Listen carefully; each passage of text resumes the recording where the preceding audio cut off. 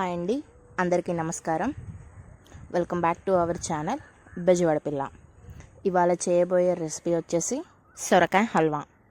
సొరకాయ హల్వాకి కావాల్సిన పదార్థాలు: సొరకాయ, 1/2 లీటర్ పాలు, పంచదార 1 కప్పు, జీడిపప్పు, కిస్మిస్, నెయ్యి, యాలకులు.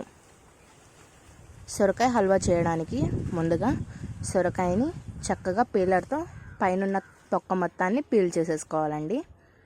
తర్వాత సొరకాయని 4 భాగాలుగా విభజించుకొని లోపలున్న కండ, నేను చూపిస్తున్నా కదండి వీడియోలో, ఈ విధంగా లోపలున్న మెత్తని కండనంతా గింజతో సహా తీసేయాలండి. ఇలా తీసేసిన తర్వాత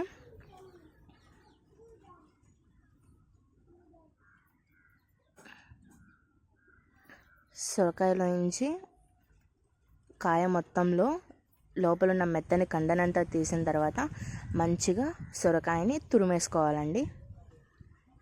ఇలా తురుముకున్న తర్వాత ఈ తురుము అంతటిని గట్టిగా పిండేయండి, ఎందుకంటే సొరకాయలో నుంచి వాటర్ అనేవి వస్తాయి. చూసారు కదా ఎన్ని నీళ్ళు వచ్చాయో. ఇప్పుడు ఈ పిండేసిన తురుము అంతటిని ఒక బౌల్లోకి తీసేసుకోండి. ఇలా తీసేసుకొని పక్కన ఉంచిన తర్వాత ఇప్పుడు ప్రాసెస్ అనేది చూద్దాం మనం. సొరకాయ, పాలు, పంచదార, జీడిపప్పు, కిస్మిస్, నెయ్యి.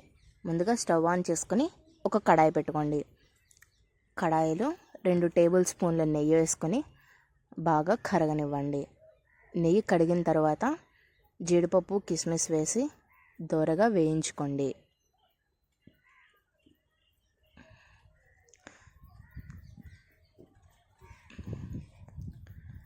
జీడిపప్పు, కిస్మిస్ బాగా వేగాయి కదండి. ఇప్పుడు వీటిని ఇంకొక బౌల్లోకి తీసేసుకొని తురిమి పక్కనుంచుకున్న సొరకాయ తురుముని ఈ నెయ్యిలో వేసి మంచిగా ఫ్రై చేసుకోండి.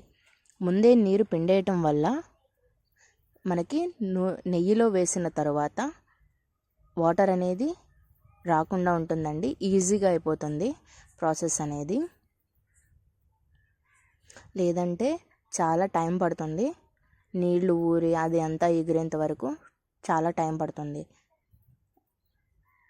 సొరకాయని మంచిగా పచ్చి వాసన పోయేంత వరకు నెయ్యిలో వేయించుకోవాలండి. తిప్పుతూ ఉండాలి, లేదంటే అడుగు పట్టేస్తుంది. తర్వాత ఏం చేయాలంటే ఇలా మంచిగా వేగిన తర్వాత పాలు, ఇందాక చెప్పాను కదండి 1/2 లీటర్ పాలు కావాలని, ఆ పాలనన్నిటిని ఈ వేగిన సొరకాయ తురుములో వేసేయండి. సొరకాయని మంచిగా ఈ పాలల్లో ఉడకనిద్దాము.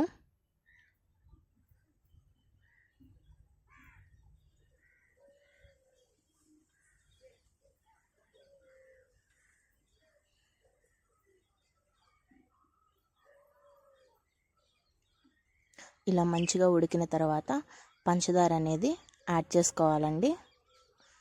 నేను ఇక్కడ కప్పుడు పంచదార తీసుకుంటున్నాను, కరెక్ట్ కొలతలు చెప్తున్నానండి. లేదు మీకు ఇంకా తీపి ఎక్కువ ఇష్టంగా తినేవాళ్ళైతే ఇంకొక 1/2 కప్ వరకు యాడ్ చేసుకోవచ్చు. మాకైతే ఈ కప్ ఒకటి సరిపోతుంది స్వీట్నెస్. ఇప్పుడు పంచదార అంతా మంచిగా కరిగేంత వరకు తిప్పుతూ ఉండాలి. పాలు, పంచదార మంచిగా ఎగిరిపోవాలండి.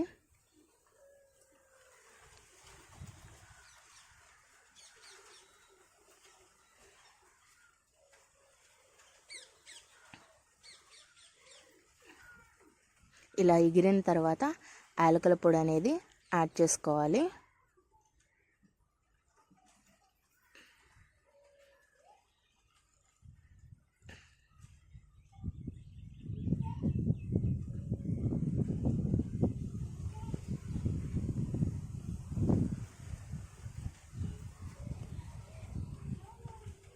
మీరు కావాలంటే ఫుడ్ కలర్, గ్రీన్ కలర్ అయినా యూజ్ చేసుకోవచ్చు. నేనైతే కలర్ ఏమీ యాడ్ చేయట్లేదండి. యాలకుల పొడి వేసిన తర్వాత మళ్ళీ ఒకసారి మొత్తాన్ని తిప్పేసి ఇంకొంచెం ఎగిరిన తర్వాత లాస్ట్లో దింపే ముందు ఒక 2 టేబుల్ స్పూన్స్ నెయ్యి అనేది యాడ్ చేసుకుందాము. మళ్ళీ ఒక్కసారి నెయ్యి అంతా కరిగేలాగా తిప్పేసి స్టవ్ ఆఫ్ చేసేసి సర్వింగ్ ప్లేట్లోకి తీసేసుకోవడమే.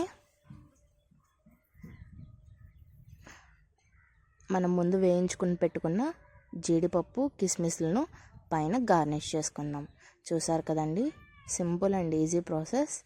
నచ్చిందా? మీరు కూడా ట్రై చేస్తారా? Thanks for watching. Like, share, subscribe for more cooking videos. Thank you. Bye bye.